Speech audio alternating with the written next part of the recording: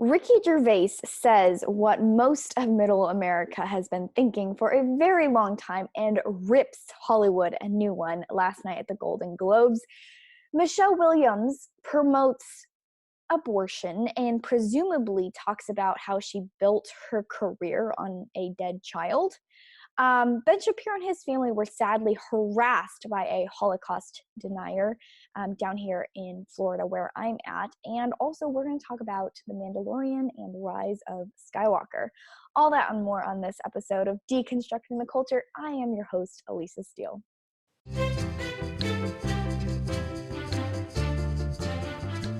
Happy New Year, all my friends. I know it's already January 6th, but it's still the new year and it's still the first week of the new year, so I can say that. I just want to say I am sorry that this is late. I truly had all the intentions in the world to record this yesterday on Sunday, which is what I usually do, so you can get it at 6 a.m. this morning. But yesterday morning, I woke up and I threw up 3 times before I even got out of bed. I know, TMI. But I just didn't feel like it yesterday. So that's why it's coming out today. And you know what? I'm actually really glad that I'm recording today, Monday, instead of the night before, the day before, because the Golden Globes happened. And I ended up rewriting the entire show because so much happened. I cannot wait to unpack that with you. Super interesting stuff. Before we get into that, I'm going to share some New Year's resolution-ish kind of comments, not because you care, but because this is my show and hey, what the heck, I'm going to share them. So I'm just going to state what might be obvious to some of you who have been following me on Instagram for a long time. 2019 kicked my butt. Truly, I can't speak for my husband, but for me personally, the hardest year I've gone through. It did kick my butt and it kicked it hard. I felt like the wind was knocked out of me. It was really difficult. Just some of the personal tragedies that happened to my relatives in Mexico. And then by personal tragedies, I mean just even losing our child. That was really hard. That really, really kind of took the air out of 2019. But there are also have been some wins, huge wins. One is this podcast. I cannot tell you how much I love you guys as a podcast family. You guys are amazing. You make this worth it. Your emails and direct messages and comments and support and feedback have been immeasurably important to the development of this. There are a lot of changes due to your guys' feedback and criticism and good reviews. Also, I'm going to be having a lot of changes coming, not to mention some amazing special guests coming up in 2020. Gotta get used to that, 2020. So look forward to that. A lot of really fun, exciting changes coming in 2020 to the podcast. We celebrated, I didn't even talk about this at the time, which is crazy, but one of the huge wins of 2019 is we made it over a year. We made it past the 1 year mark, and I'm actually just like pat myself on the back here. I'm really proud of myself. I made it exactly a whole year without ever missing even one episode on the podcast. That was through hell and high water. That every single week without fail an episode came out, and that was a promise that I made to myself when I first started this. I told myself I'm not going to start something and do it halfway. It's going to be all or nothing. And so that's why this Christmas season was my very first break. I went over, it was 1 year in October of 2019. And so we went over 1 year of never missing an episode, never taking a break, whether it was recording on my birthday or recording on Christmas Eve or on New Year's Eve, whatever it is I recorded. And so that is why this year I kind of gave myself permission. I kind of just needed a break to just be with family and find some downtime. But I'm so excited for what the future holds. I'm so excited for how far that we've come together. I'm excited just for the future. So with all that, we'll move on to the meat of today's podcast, which I'm going to be honest with you. I was going to talk about Friends to a certain extent today because so many people are a huge fan of Friends, and I have a lot of thoughts. But I will say that I'll have to save it for a different episode because today we're going to talk about the Golden Globes because there's a lot to unpack here. So let's go ahead and dive right in. If you haven't already, please subscribe to the podcast, leave a review. If you're already subscribed on iTunes, go ahead and subscribe on YouTube as well. Mix it up a little, and vice versa. If you watch this regularly on YouTube, maybe go ahead and go over and subscribe on SoundCloud or iTunes, whatever it is. That would be awesome. Also, leave a 5-star review and share it with a friend. All right, so Ricky Gervais, his monologue. Oh my, I don't know how to say his last name. I can't decide if it's Gervais or Jarvis. It's not Jarvis, obviously, but Ricky Gervais, I think this is how you say it. He gave an amazing speech at the Golden Globes yesterday because he said what we've all been thinking, and he said it so plainly and so harsh. And you could tell when he's giving the speech, he's not giving the speech to the people in the room. Okay, you know this because you look.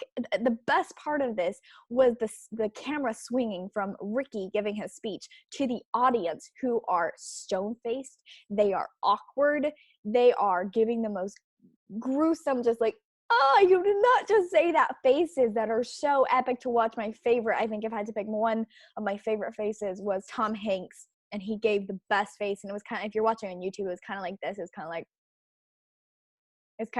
pursed lips, raised eyebrows on both sides, like, you did not just say that. So epic. And so when Ricky's giving the speech, you know he's giving it to middle America. You know he's giving it for those of us who are watching it. I don't actually watch it, but I watch the clips. So he gave it for those of us who are going to watch it on YouTube, and not for those in the room, because those people in the room did not really like his speech. Okay, they didn't, because he called them out. He called them out on their racism. He called them out on their hypocrisy. He called them out on their high horse manner, like, just attitude of like, I know what's better for the world and I can preach to you everything that you need to do, but I'm not actually willing to do it myself. So a little bit of his speech that is probably some of my favorite. I mean, it's like an 8-minute speech, and all of it is really great. So if you want to watch it, I actually put it in my Instagram story. You can go watch it there. I have a clip or a link click to that. And but some of my favorite part of his speech was he says he's talking about how just awful it is to even watch the Golden Globes, and it's 3 hours long, and why should you even bother? And so he says, quote, you could binge watch the entire first season of Afterlife instead of watching this show. That's a show about a man who wants to kill himself because his wife dies of cancer, and it's still more fun than this. Excuse me.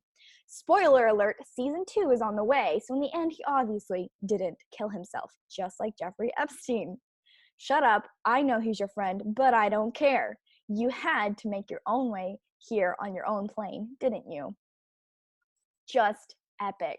When he first says that first line, and he says, I don't care, he's your friend. Oh my goodness, there was some just like, like the reaction from the audience was just amazing, because they did not really like that. And there's some hesitant, kind of uncomfortable laughs, like, I'm laughing in spite of myself, but like, he's kind of making fun of us for being friends with a gross person, or being part of an industry that supports gross people.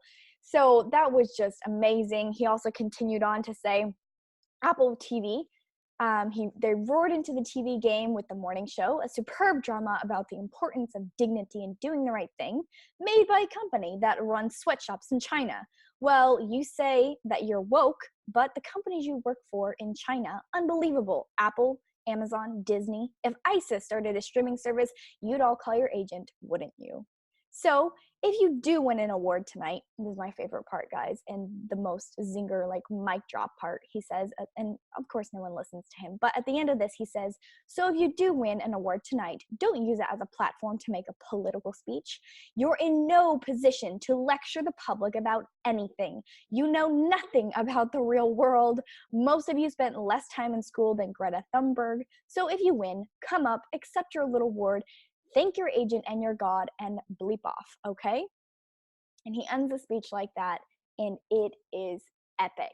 Nobody is comfortable in that room, and that is what makes it so amazing, because he makes these people who preach about global warming and preach about how we need to save the earth and how we need to cut. He wants us, not he specifically, most of Hollywood will tell us how global warming is the largest crisis facing the world today, and how we need to change our air conditioning habits and change the way or what car we drive. We need to all drive electric cars or whatever it is. And they're all full of what we need to do, what middle America needs to do to fix this global warming crisis. But yet they're living in their mega mansions, flying their private jets to and from. And I don't care. Live in your mega mansion and fly your private jets. I mean, hooray for capitalism. Hooray for the fact that you are so talented that I, as a consumer, and much of the world as consumers, we can enjoy your talents. You are very talented at reading lines in a way that makes me cry or makes me laugh. I'm proud of you for that. Good job. Give yourself a pat on the back. You're amazing at that.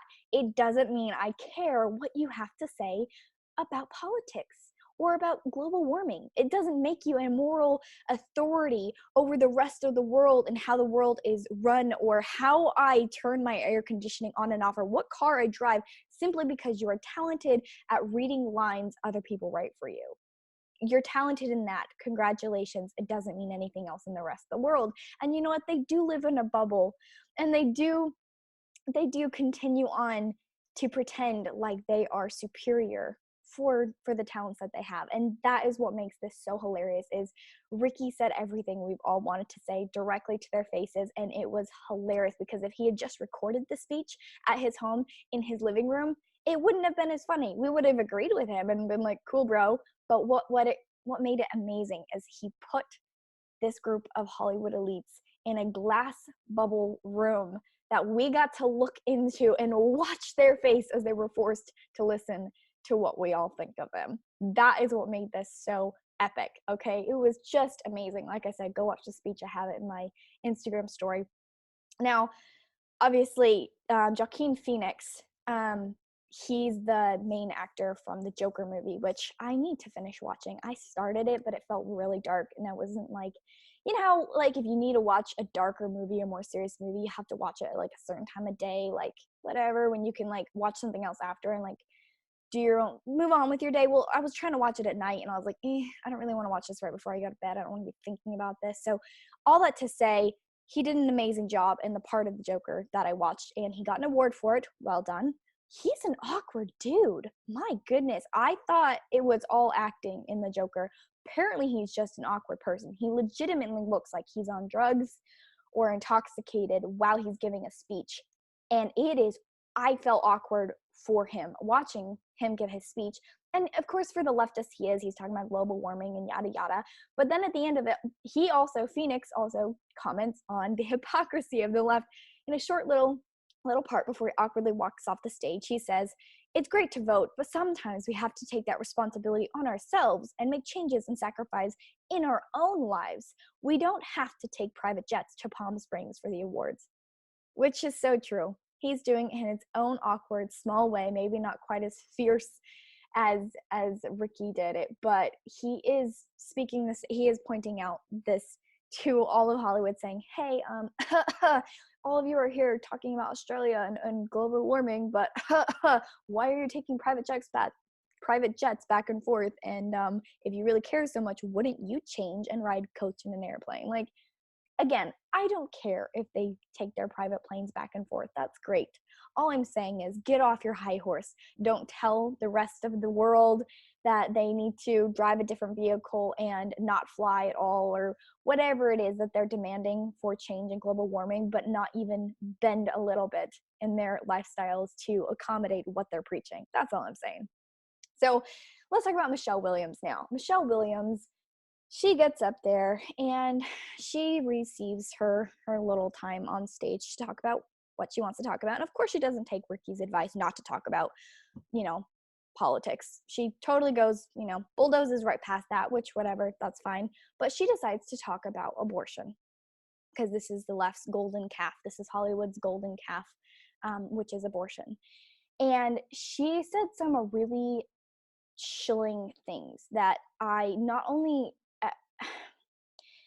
it was gross to watch, but at the same time, my heart broke a little bit for her, and it broke for the girls watching her who believe the same way she does, because they have been lied to. Not only are they lying to others, but they have been lied to and believe that lie. And the lie is that you must kill your children for success. You must stand on the bodies of your dead babies to reach up towards the success that you desire. There's all kinds of different success, but the success that the world promotes and that they're desiring, it requires you kill your babies. And that is disgusting, and it is a lie. Women deserve better than that, but this is what she's preaching. Excuse me, sorry. So Michelle says in part of her speech, quote, "When you put this she's actually towards the beginning of her speech. I'm going to break it down for you. She says, when you put this in someone's hands, she's talking about the award, you are acknowledging the choices that they make as an actor, moment by moment, scene by scene, day by day, but you're also acknowledging the choices they make as a person, the education they pursue, the training they sought, the hours they put in. I'm grateful for the acknowledgement of the choices I've made. I'm also grateful to have lived in a moment in our society where choice exists because as women and as girls, things can happen to our bodies that are not our choice. So I've tried my very best to live a life of my own, making not just a series of events that happen to me, but ones that I can stand back and look at and recognize my handwriting all over, sometimes messy and scrawly, sometimes careful and precise, but one that I created with my own hand. So far, so good. If you're not thinking about this from an abortion standpoint, so far, so good. Sometimes things happen to you, other than the part about growth. Things can happen to our bodies that are not our choice. If she's talking about sexual assault, I could agree with her, but that's not where she's going with this. Now she continues, I wouldn't have been able to do this without employing a woman's right to choose. Okay, so we all know where this is going. We all know she's going to talk about abortion. If she was just talking about a woman's right to choose her career, a woman's right to pursue her dreams, a woman's right to choose what college she goes to, I'd agree with her. But I know that when she says a woman's right to choose, she's talking about the current standpoint in legalization of a woman being able to kill her children, and I don't agree with that. So she continues, to choose when to have my children and with whom. When I felt supported and able to balance our lives, knowing, as all mothers know, that the scales must and will tip towards our children. Now, I know my choices might look different than yours, but thank God, or whomever you pray to, that we live in a country founded on the principle that I am free to live by my faith and you are free to live by yours. Women 18 to 118, when it's time to vote, please do so in your own self-interest. Pause right there. First of all, let's just state the obvious. Abortion is not a woman's right to choose. The choice is when you're having sex. And I know that sounds harsh, and I know that's not what she's trying to say, but it is a woman's right to choose to procreate or not. And when that choice is taken away, that's called rape. But, and I'll get to rape on a different episode, and I've talked about it multiple times, but just talking about what she's talking about here, a woman's supposed right to kill her children at any time, to have sex free of consequences, sex free of children, that's not a woman's right to choose. Her choice is whether or not to, forgive my crassness, open her legs. Okay? That's when the woman's right to choose comes in. And yes, that should be and is for every woman, man out there. Yes, that is a sacred right to choose whether or not you're going to procreate with somebody. But after procreation, it's no longer a woman's right to choose because you have created another woman within you or another man within you. And it is not your right to kill them. And no, it's not in your self-interest to kill the child. You're harming not only another human being, but you're also harming yourself. Talk to people, talk to women who have had abortions and now regret them. Talk to women who are suffering psychologically for years after by making that choice to kill their child. It's not in their self-interest, and it's not in our country's self-interest. It's not in humankind's self-interest. It's devastating. And she's fundamentally saying here, if she's saying that she wouldn't have been able to be where she's at today without abortion, she's saying she built her career upon a dead baby's body. Or babies, period, or like multiple, I don't know. But I'm just saying, is that worth it? Is a career in the world's success, Hollywood's version of success, or even your own individual idea of success, is that worth killing others, innocent human beings for? And I would say no. And I'd say 100% of decent human beings, 100% of decent moral human beings with respect for others' rights would say no, that's not a proper trade-off. That's not even a trade-off at all. That is called crushing other people and crushing other people's lives and taking lives so that you can obtain what you think success looks like. No, that's not a woman's right to choose. She continues and ends with, It's what men, okay, she says, when you vote, please do so in your own self-interest. It's what men have been doing for years. I want to pause right there too, because I want to make a crucial point that even a lot of pro-lifers don't point out. Abortion is a benefit to sleazy men, men who don't want to take responsibility for their actions, men who don't want to stand up and be good fathers, men who don't want to have sex and strings attached and take care of their children. Abortion is in the it plays in favor of immoral men. Okay, so yeah, the men who vote for abortion rights, or I wouldn't, it's not abortion right, but that's what you would call it, the men who promote abortion, they're not doing it in your self-interest, honey. They're doing it in their selfish, immoral self-interest. So no, that's what men have been doing for years when it comes to abortion. But for the good, upstanding, moral men who are voting against abortion, yeah, they're doing that in children's best interest, in others' best interest, in humanity's best interest. And she continues, it's what men have been doing for years, which is why the world looks so much like them. Oh, give me a break.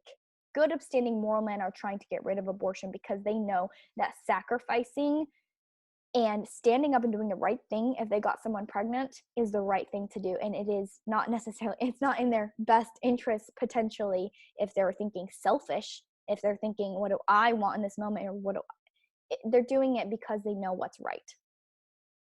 Don't forget, we're the largest voting body in the country. Let's make it look more like us. What does that even mean? Don't forget that women are the largest voting body in the country. Let's make it look more like us. That sounds, I know she probably didn't mean it this way, but it sounds really creepy. Like, let's start killing off men and making it look more like women. Like, what? Gross. She continues, Tommy and Melinda, I can't wait to come home to you. I'm assuming Tommy, oh, and Matilda, sorry. I'm assuming Tommy and Matilda are her children, or at least one of them her children. Maybe Tommy's her husband. I don't know. But I'm assuming that those are her children.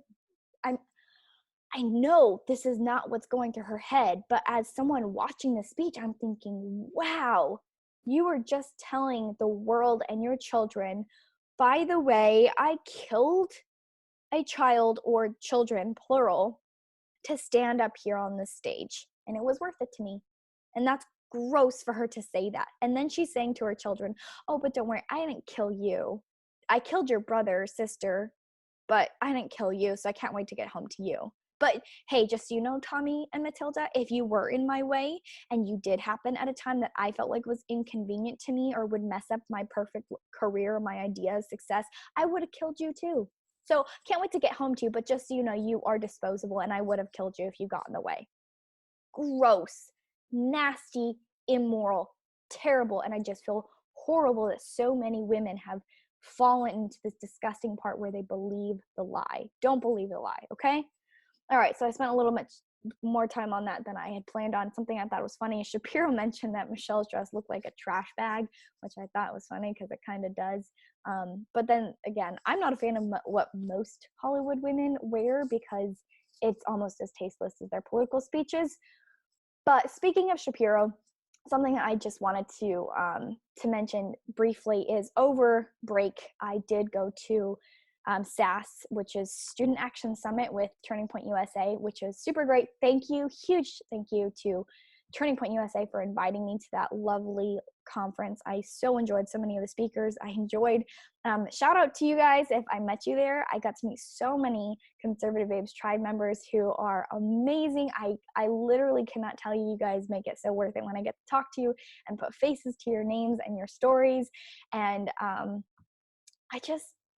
I love when you, oh gosh, I feel like I'm gonna get emotional, but it makes my heart swell when I hear you come up to me and you say, hey, like my sister had an unplanned pregnancy, but like listening to you and like being able to know the facts helped me to persuade her to keep her. It's like, I can't even tell you how much your guys' feedback and stories and support mean to me. So I love getting to meet so many of you guys at SAS. You guys are amazing. I love you guys so much. But while we were down there for SAS, Shapiro came to speak at their ball, their leadership ball. And while he was in town, he was there with his very pregnant wife and his other young children. And he was chased down and harassed by this piece of garbage Holocaust denier who was just chasing him down and just being awful. And you know, he even just other people, because he was this Holocaust denier was chasing Ben while he was in front of the conference center crossing the street.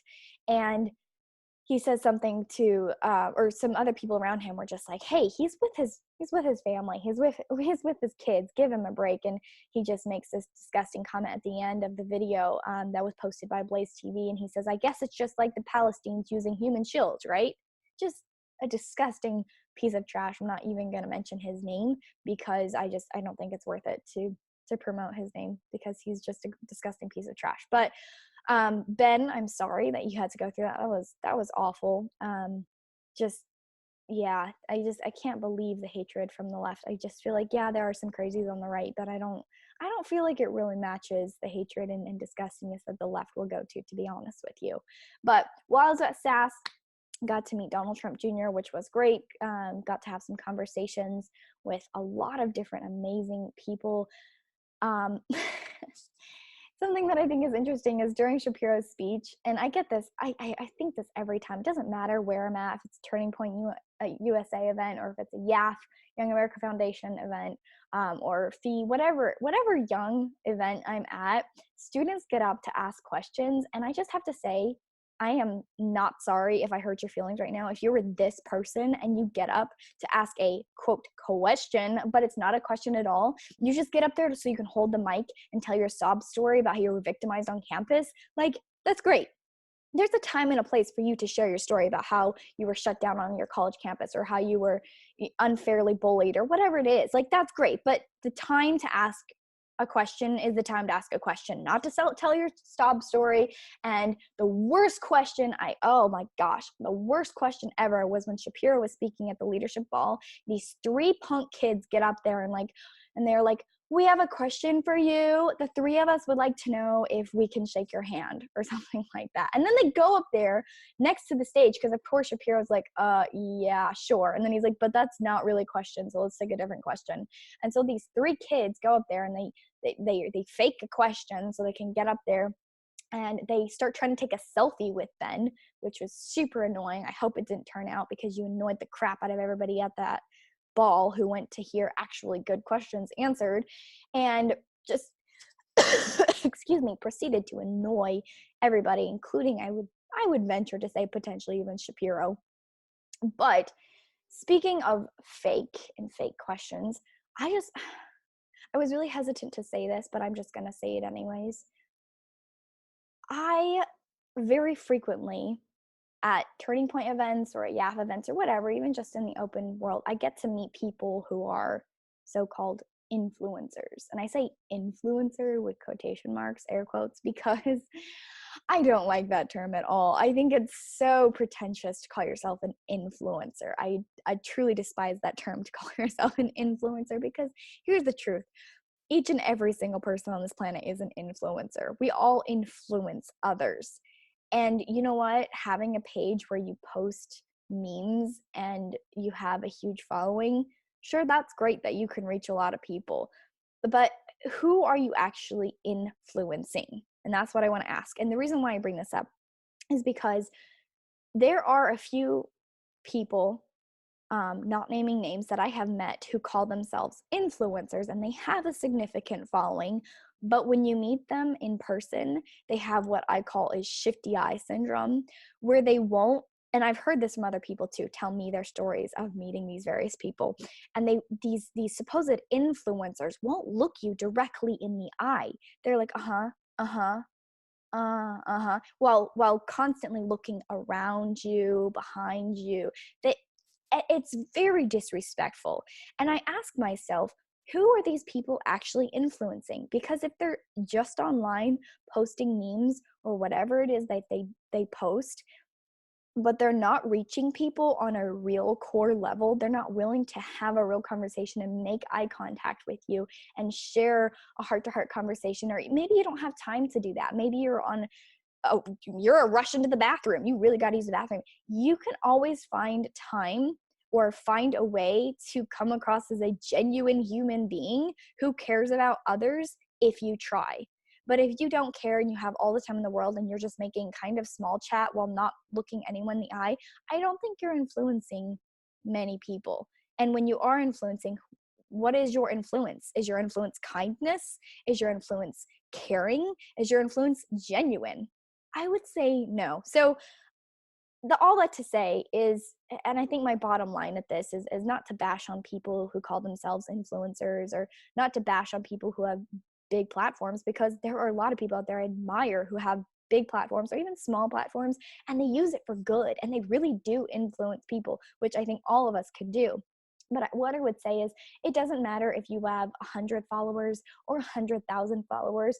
Don't ever let a number inflate your ego, and don't ever let a number change the way you interact with other humans. Do not ever let a following, which could be wiped out in a second if Instagram decided, or wiped out in a second if YouTube decided, don't ever let that number mean more than the person in front of you. Don't ever let that number mean more than being genuine and kind and real with the people in front of you, because I can guarantee you could probably make a bigger actual influence on that one person by being a kind, genuine human being than by posting something to get thousands and thousands, maybe even millions of likes, but seen for 1 second, and maybe they didn't even read your caption. You didn't really influence their heart or their day that day, okay?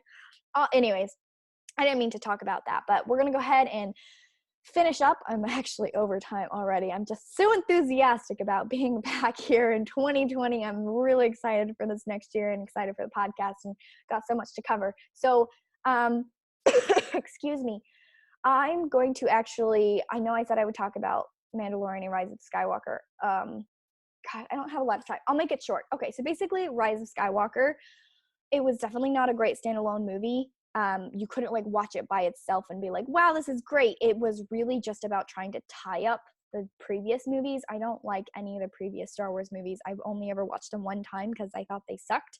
This one was okay. I think that it was trying to make up for everything that they did wrong in the last in the latest Star Wars movies. So they kind of did a good job at redeeming some of the characters. I thought especially for Princess Leia, they did a good job, because I know that she's obviously dead. Carrie Fisher's dead.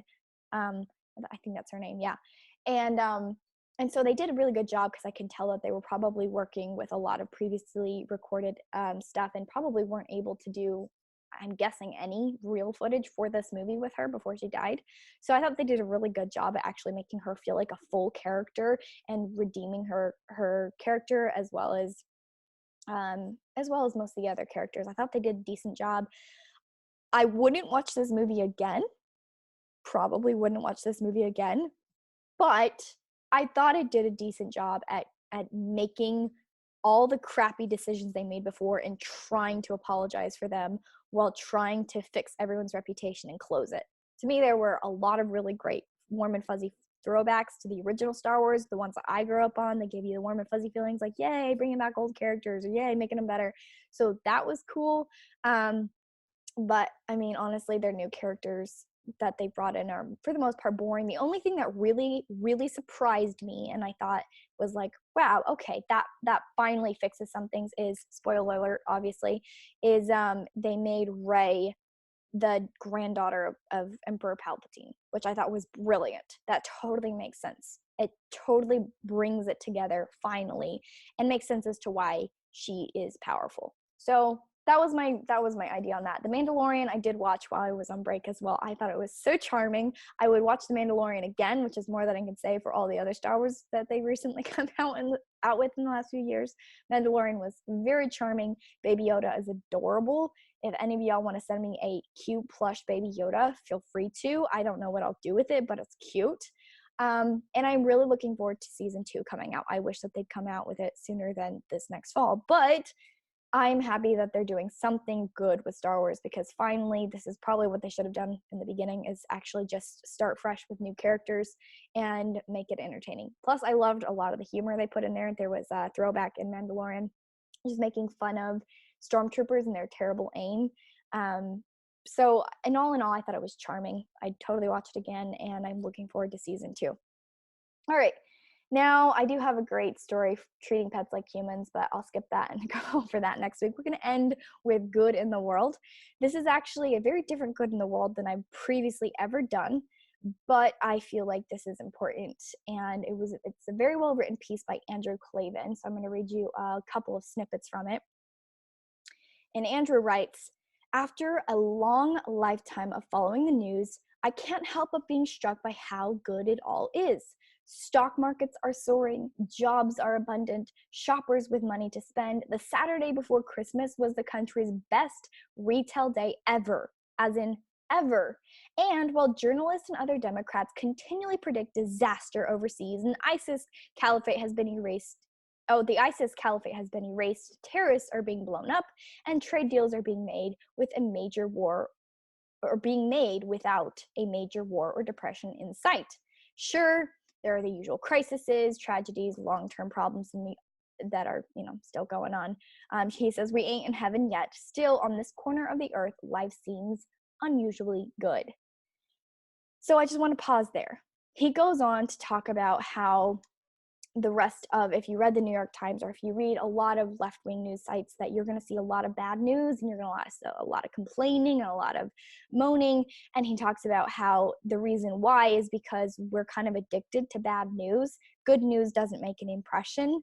But the truth is you're going to see a lot of bad out there. But if you just stopped I did, if you stopped reading the news for a few days or a few weeks and you just look around at your life, it's going pretty good. Maybe there's personal tragedies, maybe you've had a tough year like I did, maybe you lost a child or you lost a loved one, but at the end of the day, we're doing pretty darn good, and I don't want us to ever lose sight of that. I can give you next week another feel-good story about a specific good in the world incident, but I also want you to remember, on a grand scheme, we're doing really well. Our country is still the greatest country in the world. The Constitution is still the greatest political document ever written, and we still have the greatest, even with all of its flaws and our crazy big debt and yada yada, all the bad things you can find, even with all that set aside, we still have the freest country and freest people under a government that's ever existed. And that is worth celebrating. So in the new year, don't get bogged down by the news. Don't go crazy thinking we're going to go into World War III as the left would have you believe. Remember that life is beautiful. Our country is blessed. God is good. Jesus is king. And be happy. Find joy, not just happiness, find joy. Spend this year not on New Year's resolutions it's great if you want to eat well and exercise every day, but also remember it's more about changing who you are and making yourself a better person and influencing, with air quotes, influencing others in a positive way than it is. And I think that matters more than anything else. So I'm excited for 2020. I hope you are too. God bless you. God bless America.